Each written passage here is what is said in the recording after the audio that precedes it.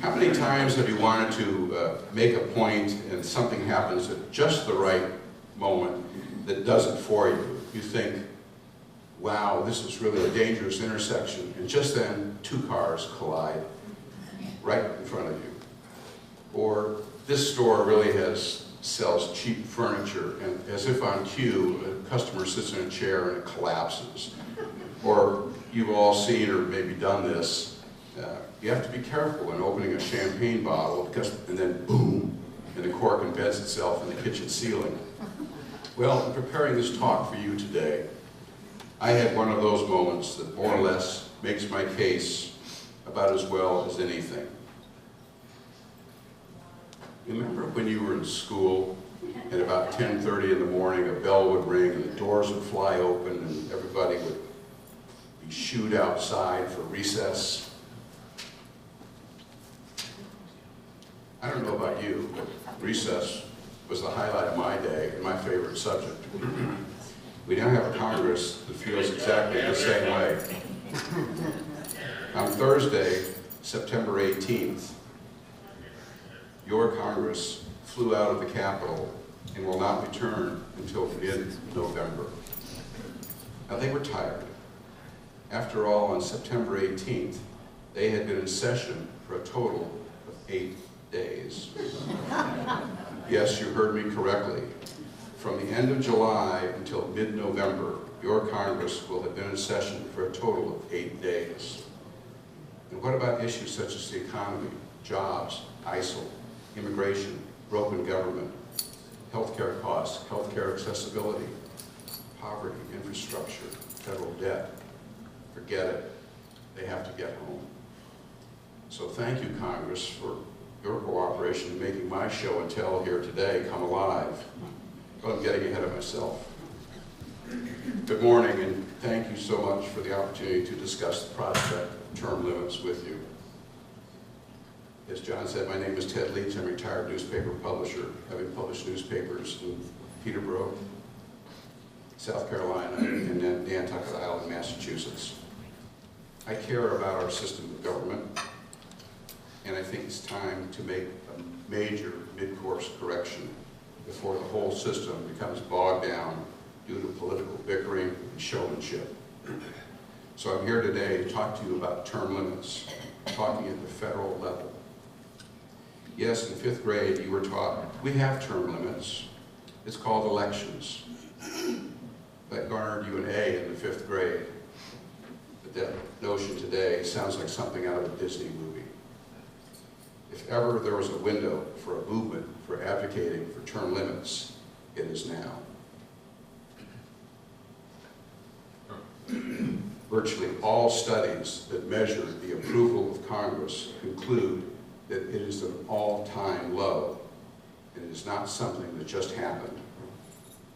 Americans loathe Congress. It has a favorability rate today of 8%. Those ratings are lower than cockroaches, traffic jams, even colonoscopies. Don't worry about trying to read the detail here. The important piece is the flow. This shows the approval ratings of Congress from 1993 to 2013. The curve has continually decreased, and it is finally evident that the majority of Americans feel that our system is broken. Yet, 90% of incumbents are re-elected. Too many people have elevated their congressperson to some sort of pedestal because he or she speaks a language that we don't understand, and therefore they must be competent to carry out the duties of the office. But with the kind of negative approval shown on this graph, real term limits is no longer a dream. It has a decent shot at becoming the law of the land. Here's the short version of my term limit game plan. Let me say at the outset, this is a totally nonpartisan effort. I work diligently to expunge anything that may sound partisan, but I'm quite certain that there may occasionally be something that will slip out that has a partisan edge. When that happens, just forget the partisan part. And one final note before we proceed. When I speak of Congress, I'm speaking of it as an institution and not taking shots at individual members. The institution over the years has created the swamp in which they must now live. Today, I hope to explain how we can drain that swamp. Often people come up to me after hearing my spiel and they say something like, I was trying to figure out your politics, where you were coming from all during your talk. I'm not carrying water for any faction, and in the interest of full disclosure, here is a very brief overview of my political journey. In college, I was just to the right of Attila the Hun. After college, I went to work for Bud Wilkinson, the famous Oklahoma University football coach who was running for the U.S. Senate. Bud was a moderate Republican, and he lost. 2 years later, I was the campaign coordinator for State Senator Dewey Bartlett of Oklahoma. Dewey was also a moderate Republican. We faced a spirited primary against the ultra-right wing of the Oklahoma Republican Party. We beat them, and we won the general election, and Dewey became the second Republican governor in the history of the state. He then went on to become a U.S. Senator in 1972 with another freshman senator, Joe Biden. Dewey was diagnosed with lung cancer and did not run for re-election. He died in 1979 at the age of 59. My political fulcrum was moving more and more toward the center. In 1987, I had sold the Monadnock Ledger, and I wanted to see what the New Hampshire primary looked like from a candidate's point of view. I had met Vice President Bush several times during my stint as editor of an oil magazine and later as a newspaper publisher, so I volunteered. I was suddenly in charge of the Bush family. Whenever any of them came into the state, it was my job to get them before multiple audiences. In 2000, I ran as a Republican for the New Hampshire House and was re-elected in 2002.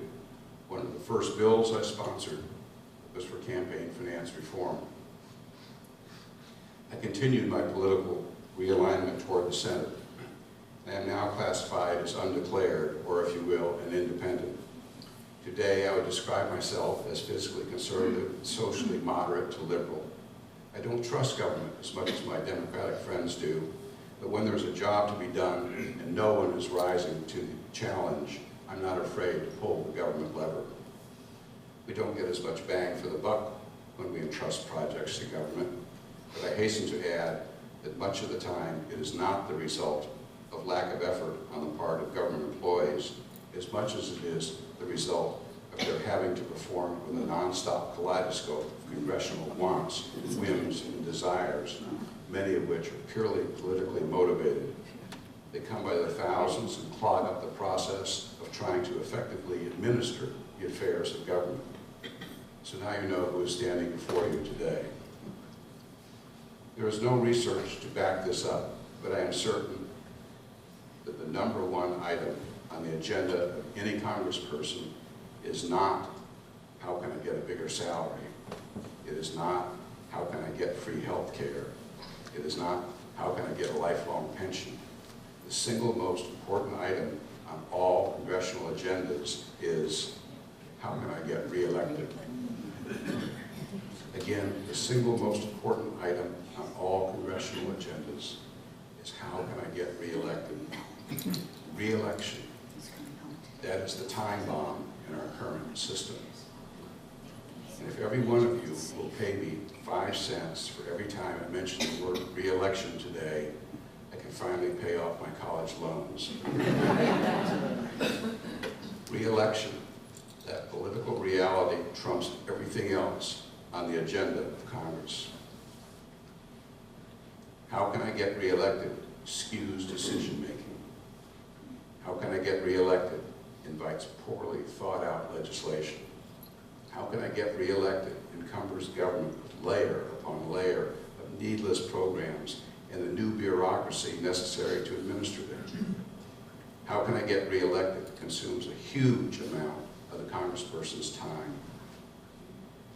It is estimated that members of Congress spend 65 to 75% of their time raising money to get reelected.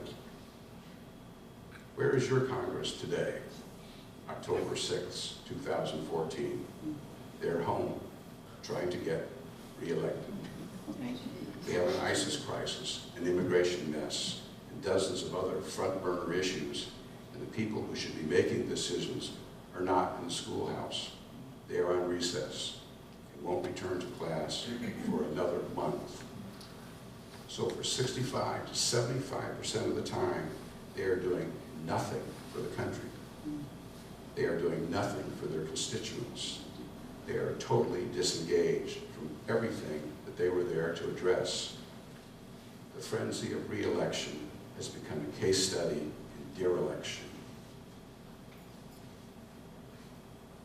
They are dialing for dollars while everything else is pushed into the background.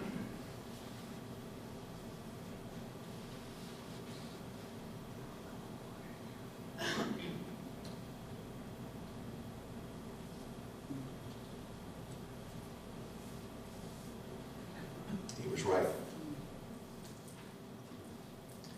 So my goal is to get the money out of the system. The way you do that is to take away any opportunity to get reelected. So here's my plan. Gasp. Stay with me. It will work out. 1 3-year term for a House member. Turn over 1/3 of the House every year. 1 6-year term for a senator. Turn over 1/3 of the Senate every 2 years. 1 6-year term for a president and vice president. Some term limit sites talk about just 2 or 3 terms. That accomplishes nothing except to eliminate a person. The problem today isn't so much the people as the money that purchased them. If someone can stay for 2 terms, then there is a re-election dance, and that cotillion is paid for by the special interests. The result is layer upon layer of payoff or feel-good legislation that is costly, cumbersome, and pure nonsense. Few of them give a hoot about the effect on the bureaucracy, how it will be paid for, or how it will be monitored. All they want is that bullet on their political resume so they have something to smooth the path toward re-election. And a few other pieces of the term limit rule, just to nail down the escape routes. No running for another office until you've been out of office for a period of 4 years.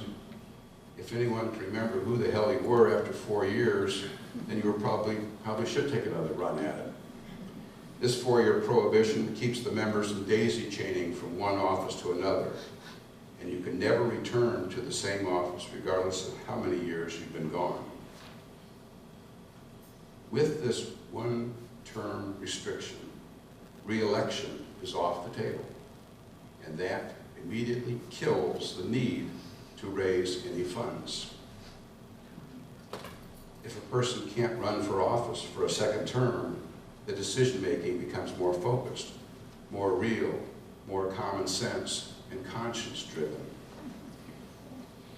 If a person can't run for a 2nd term, legislation that is absurd and poorly thought out is put aside. There are no future chips to be played. And there is another very real reason that legislators will be more inclined to cut out the legislative posturing and foolishness that we read about daily. Stay tuned, that will be revealed in just a few minutes. If a person can't run for office for a 2nd term,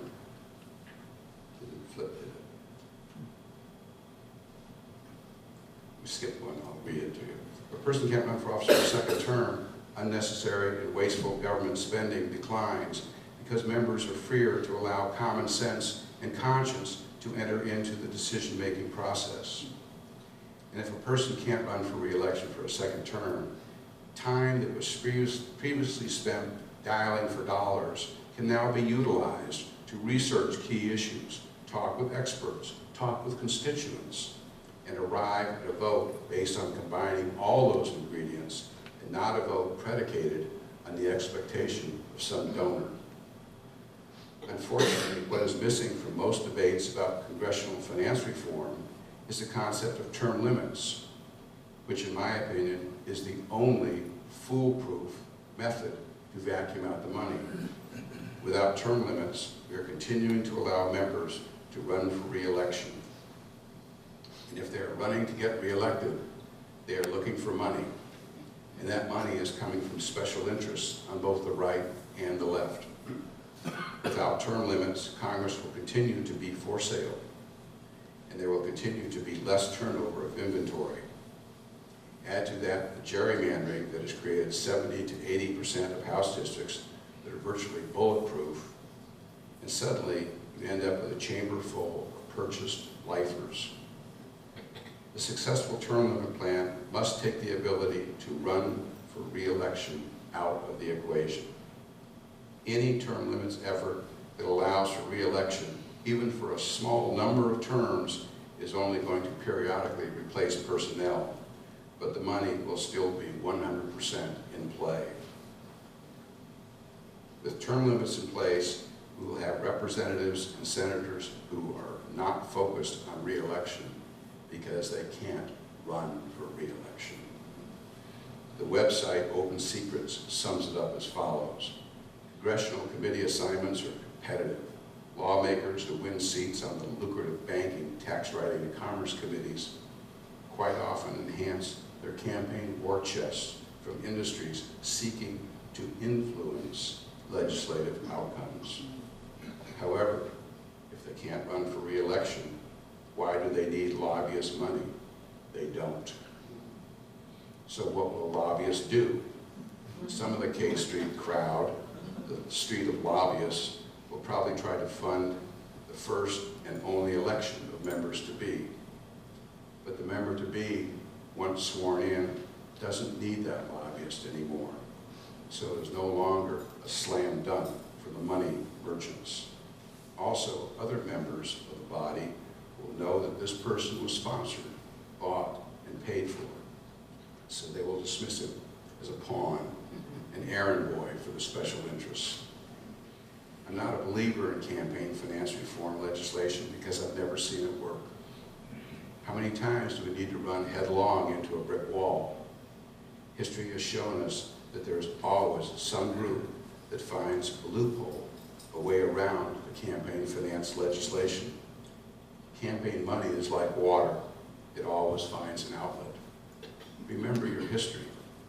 The 2002 Bipartisan Campaign Reform Act, commonly known as McCain-Feingold, was intended to close the soft money loophole for political parties. So money was then diverted into issue ads and so-called 527 groups. Now the 527s have been displaced by super PACs and 501c4s. And when a loophole is found, what is to keep the Supreme Court from blessing that loophole? But you don't need a Supreme Court opinion on this. 3 years equals 3 years. 6 years equals 6 years. No ambiguity, no gray. Some lobbyists will try to funnel money to sitting members. It's called a bribe. But we have some pretty stiff laws for that, and I doubt many members will play that game. And without the need to get reelected, most members should buckle down and do the job they were elected to do. And common sense should return to the decision-making process. Members can no longer hide from their constituencies because, guess what?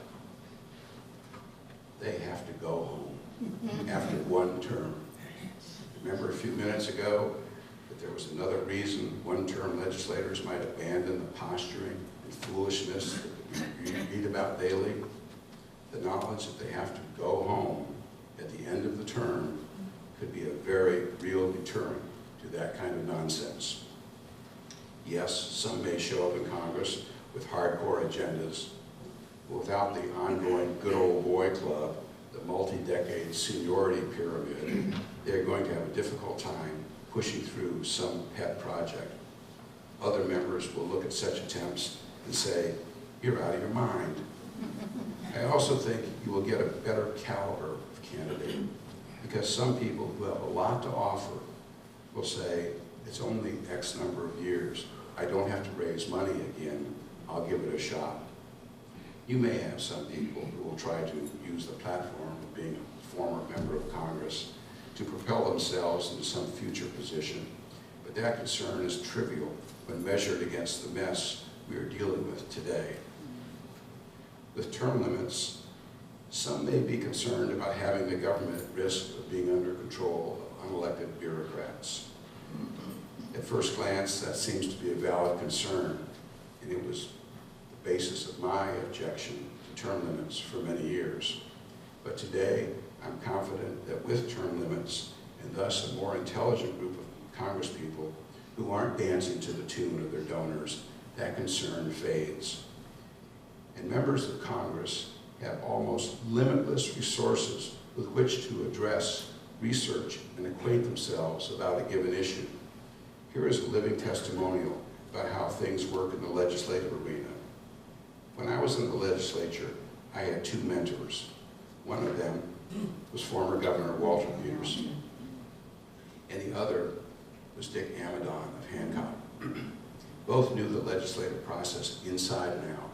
Walter as a former governor, and Dick as a former legislator, and then head of the Legislative Services section that handles the writing of all legislation. Both told me exactly the same thing. Talk with everyone, because those conversations will guide you toward the workable solution to whatever is at stake.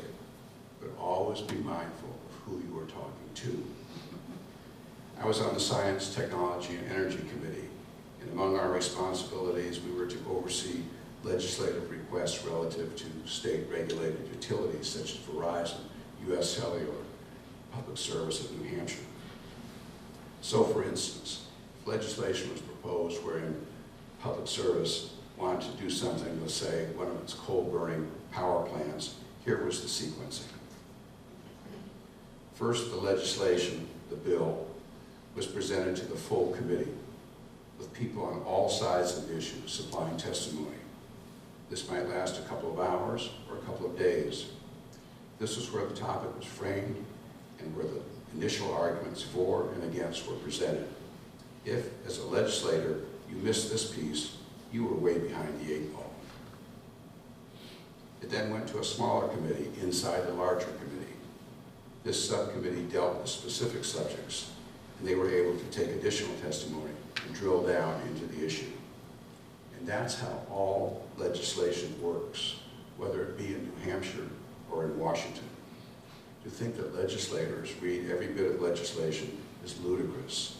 Instead, they rely on various committees to do the necessary legwork and research into crafting a good, solid piece of legislation. Once the main testimony was given to our committee, I would often go to the state agency that would have oversight of the effort. In the case of our hypothetical coal plant, it would be the Air Resources Division of the Department of Environmental Services. This fountain of unbiased information was there for the asking. This was where the technical expertise was to be found. Once I picked the brains of the air resources experts, it was time to talk with the various concerned parties or stakeholders. Of course, in this scenario, public service was number one on the list. So I went to its lobbyist and asked questions. She usually showed up with 2 or 3 people who were particularly well-versed on the issue. Mind you, this discussion was in addition to the original testimony that their people had given to the entire committee. I listened as they made their case. The advice of former Governor Peterson echoed in my ear. Always be aware of who you are talking to. In the course of the discussion, I would say, who's opposing this legislation and why? In the case of the coal burning unit, the opposition would most likely come from the Sierra Club. So following my discussion with public service, I might set up a meeting with the Sierra Club lobbyist and continue my prospecting. Then there may be calls to the Public Utilities Commission, ISO New England, or other stakeholders. Usually at that point, I picked the brains of our committee staff and inquired about the history of the issue, the key considerations, etc. Those staff members tried valiantly to keep from entering their personal dog in the race. They had seen and heard a lot over the years. They often knew the issues inside and out, and they were really helpful in allowing me to begin to sort out what I had heard and arrive at my own conclusion. So why am I telling you all of this? Because being a legislator or a congressperson is a job, and you do it the best you can. You don't need experience to know that it will be helpful to round up as much information as you can in order to arrive at a conclusion, perhaps a vote. You don't need experience to know that the more help you can find in order to bring all these stray pieces together, the better. However, when 65 to 75% of your time is devoted to something other than doing your job, such as raising money, your experience balloon isn't inflating. For a New Hampshire lawmaker, researching an issue is pretty much a solo performance. In New Hampshire, we have a Spartan playing field. After all, remember our state motto, live free and cheap. When I was in the New Hampshire legislature, our committee staff consisted of one half of one person, which was the same for all committees. Contrast that with committees in the U.S. Congress that average 68 staffers, people you can turn to for assistance. No member of the New Hampshire House has his or her own staff member. Contrast that with Congress, where the average staff is 19. As I said a few minutes ago, New Hampshire committees have one half of one person for staff support. Washington has an average of 68 staffers for every committee. The total legislative support services for the 424 members of the New Hampshire legislature is 130 people. The total legislative support services for the U.S. Congress is roughly 30,600. There is ample help. Get off the phone and do your job. So I did my own research, and eventually I came to some point that may or may not have been the happy medium between the two sides. But I got there by asking questions and then voting on what I had heard, what I felt, and not on who donated money to my campaign. I think I was usually able to sort out the ballot from the enhanced as various government officials and interested parties testified before our committee or answered my questions. Yes, with a less experienced Congress, some things will slip through, but they do today too. And let's define experience. Bigger office, status committee assignments, sucking up to leadership, adding more fat cats to your speed dial. People should be assigned to committees where they have some life experience, some know-how, and not how long you've been hanging around the clubhouse. Many assume that their elected officials are all-knowing, that they are conversant with the thousands of items that come before their respective bodies. They aren't. They can't be. So they rely heavily on their staff. And as you've just seen, they have lots and lots of help. To cover for this lack of knowledge, adroit politicos have a language all their own. They know how to answer a question without saying anything. They usually will inject some sort of legislative esoterica into the answer that acts as the derailment for the questioner, because the questioner has no idea what was just said but won't admit it. Robert McCluskey, author of Make Way for Ducklings, could have been summing up legislative speak as follows. I know that you believe you understand what you think I said, but I'm not sure you realize that what you heard is not what I meant. With term limits, there may be some superficial loss of experience, but things will certainly be better than they are today, where decisions are predicated on satisfying a donor or measuring the impact on a partisan group of supporters in a future primary election. By staggering the influx of new legislators, there is a built-in experience or continuity factor. And why is this slide here? because you can't mention Make Way for Ducklings without a brief peek at the illustrations. Incumbents will argue vehemently that their experience is vital to the survival of the nation. I don't buy it. Experience is helpful, but a thoughtful look at today's Congress will lead to the conclusion that experience is primarily built up in gaming the system, currying favor with leadership, finding more donors, and hopefully re-election. But along the way, while acquiring that self-preservation experience, common sense, and the ability to do what is right has been tossed out the window. And in today's Congress, an in-depth knowledge of the issues is, more often than not, just as deep as the sheet of talking points on the podium. Lobbyists on K Street will go ballistic because their quid pro quo brand of lawmaking will basically come to a screeching halt. This is where the heavy money to defeat term limits will come from, because term limits will dramatically affect the entire paradigm for K Street. Lobbyists will still be present, but they won't be passing out the re-election dollars. And yes, with term limits in place, there will be lots of vacant office space up and down K Street. Organizations that today are known to be buying Congress will go all out to make sure the term limits never happen, because a straight up level congressional playing field doesn't work for them. Can term limits happen? The objection that we hear most often is Congress won't vote to throw themselves out of office. Of course they won't. But here is the way to address that. They may vote to let the voters decide this issue if they are given a reasonable amount of time for the process to play out. And the process would require a constitutional amendment, and those take time. Article 5 of the Constitution outlines how to amend or modify the document. It consists of two steps: proposal and ratification. Propose an amendment, top two squares. Either Congress, the blue side of the chart, or the states, the red side, can propose an amendment to the Constitution. All 27 amendments have come from the blue side of this illustration, so let's just stay there.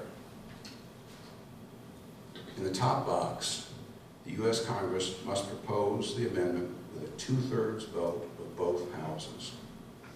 It then goes to the states for ratification, two bottom squares.